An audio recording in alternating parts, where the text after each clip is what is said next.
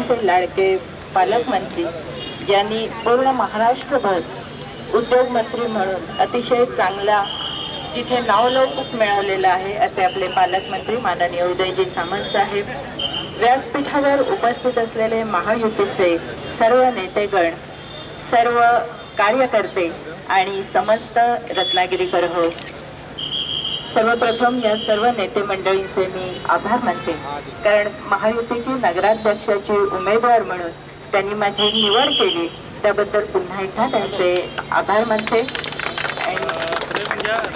या रत्नागिरीकरांना अपेक्षित असलेला जो विकास आहे तो या सगळ्या नेते मंडळींच्या मार्गदर्शनाखाली मी नक्कीच करेन याची ग्वाही तुम्हाला देते।